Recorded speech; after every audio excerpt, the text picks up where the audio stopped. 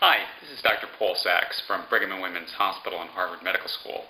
And today I'd like to discuss two cohort studies that have recently been published online in major medical journals that address the issue of when to start antiretroviral therapy. Now, these cohort studies have received quite a bit of attention already at major meetings. So I'm just going to summarize the main points and maybe bring up some of the differences between the two. And then I'll finish by mentioning how I think these fit into actual management of patients. The first of these is the NA Accord study.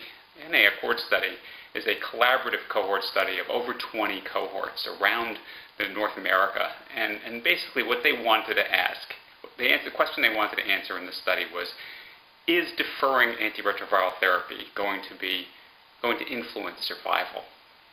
So in the published paper, they looked at two different strata. The first was the strata between 350 and 500 CD4 cells. And the second strata was over 500 CD4 cells. And they compared the survival, all-cause mortality, in people who started within the stratum versus those who waited and started 6 months after entering the next stratum. And the results are really quite striking. What they found was that the people who waited until the CD4 cell count fell below 350 had about a 60% increased risk of dying compared to those who started between 350 and 500. Perhaps more remarkable is that the people who started before the CD4 cell count fell below 500 actually had a 90% increased risk of dying compared to those who started before the CD4 fell below 500. This is really quite striking and also quite a bit different from what was reported at the major meetings. The second study is the ART-CC cohort collaboration. This is a cohort study that's done predominantly in Western Europe, and it looked at about 20,000 plus people who started antiretroviral therapy and compared outcomes at various CD4 strata, going all the way from under 200 all the way to about 550. They then, because they weren't able to really assess for lead time events, they looked at a group of about 20,000 patients from the pre-combination antiviral therapy era to kind of estimate the events that would have happened before these people started antiviral therapy. And here the results were a little bit less dramatic. They showed that there was about a 25 to 30% increased risk of AIDS or death for people who waited until the CD4 cell count fell below 350. They did not find any significant benefit to starting at higher counts. And in addition, they did not show a statistically significant increase in survival for starting early.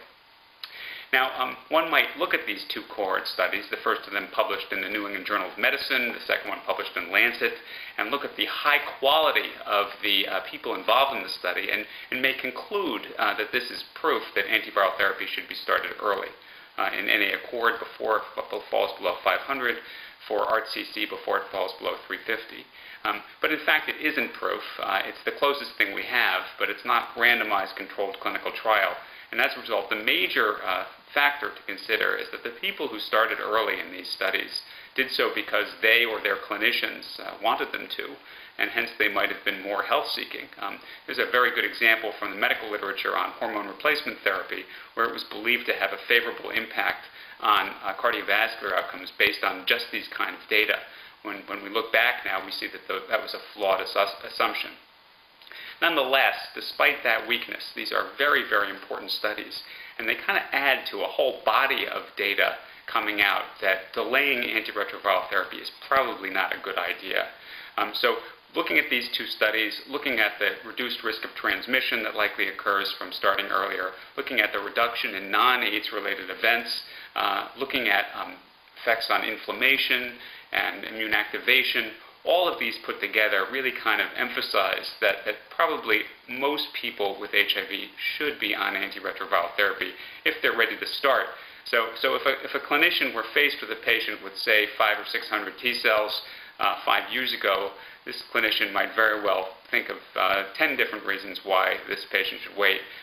The opposite is true today. There are a lot of reasons why that person should start. So if a person is ready to begin therapy, I think they really should do so. So thanks very much for your paying attention to this discussion today. These cohort studies are going to be published in print fairly soon. They're both available online, and I strongly recommend them. Take care.